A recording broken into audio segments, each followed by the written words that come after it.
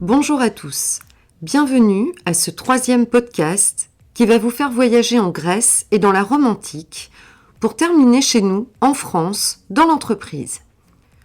Et oui, on n'imagine pas toujours à quel point le passé est présent dans nos vies et l'on peut avoir tendance à oublier à quel point ce que nous sommes aujourd'hui est le fruit de vies passées. À quel point les philosophes de l'Antiquité avaient déjà élaboré des principes toujours présents et utiles aujourd'hui, dans notre manière de penser, d'être et d'agir, pour faire le bien et pour, comme le dit Aristote, délibérer sur ce qu'il convient de faire en fonction de ce que l'on juge bon ou mauvais. Et cette capacité à délibérer sur ce qu'il convient de faire, c'est la prudence. En grec, la prudence se dit phronésis et désigne l'acte même de penser.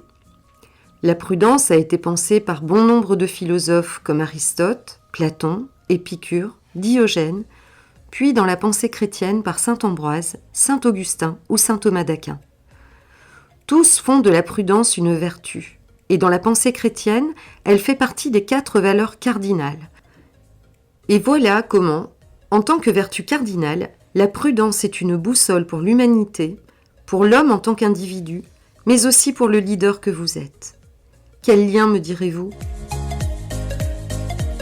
Eh bien parce qu'une vertu cardinale est une vertu qui se veut fondamentale dans la quête de la plénitude. Et dans le moment charnière que nous sommes en train de vivre, le manager a plus que jamais besoin de boussole pour savoir où il va, comment il y va, pour prendre ses décisions, pour relationner et communiquer dans la justice et la justesse. Et chaque fois que nous sommes confrontés aux doutes et aux méandres de notre pensée, il convient de prendre de la hauteur afin de mieux rationaliser et trouver la bonne mesure de la situation. L'homme prudent n'est jamais l'homme qui n'aime pas prendre de risques. C'est celui qui est capable de délibérer, de discerner. C'est une qualité intellectuelle qui permet au leader d'être sensé et pertinent, pas de manière contemplative, mais dans sa manière d'agir. On est dans l'action lorsqu'on parle de prudence.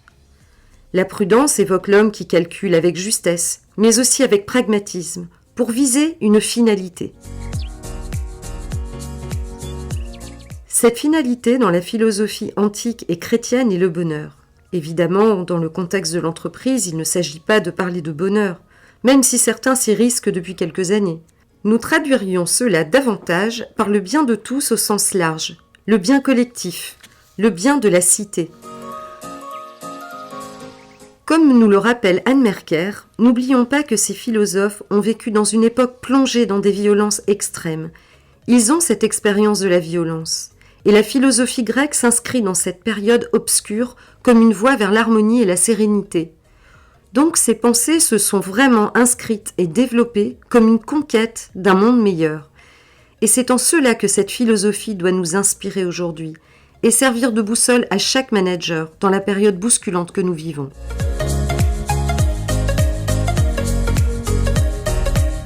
On attribue à saint Ambroise l'intégration de la prudence comme l'une des 4 vertus cardinales de la morale chrétienne, qu'il définit comme une quête de la vérité, toujours dans un but de connaissance, mais aussi d'action pour le bien de tous.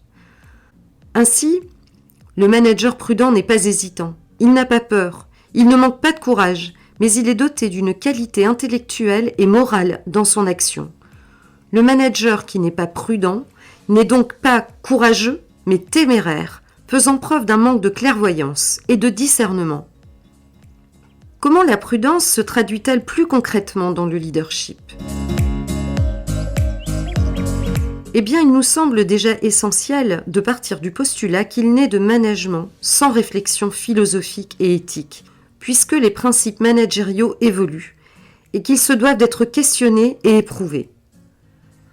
Le sens critique et le questionnement du leader sur son action sont donc un paradigme à partir duquel la prudence va pouvoir s'exercer. Comment puis-je m'outiller de cette vertu si je ne la possède pas ?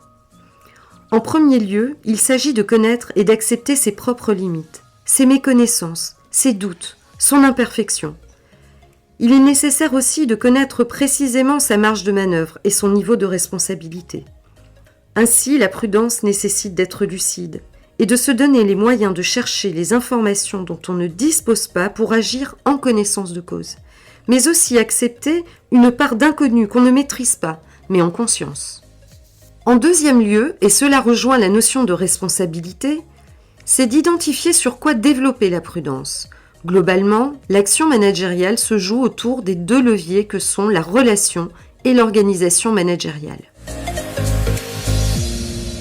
Concernant la relation, la prudence peut se manifester par votre capacité à être authentique, à exprimer vos incertitudes, vos ressentis, vos opinions et à demander l'avis de vos collaborateurs pour enrichir le vôtre. C'est aussi avoir une bonne connaissance de chacun de vos collaborateurs pour connaître ses besoins, ses forces et ses freins et adapter votre accompagnement de manière juste. Concernant la partie organisationnelle de votre action managériale, la prudence peut se traduire par la prise en compte objective de l'expérience, la vôtre, celle de l'entreprise et celle de votre équipe. C'est développer sa capacité à tirer des enseignements du vécu et de la même manière que pour la partie relationnelle, s'assurer d'avoir les connaissances utiles et disponibles avant tout changement ou décision organisationnelle.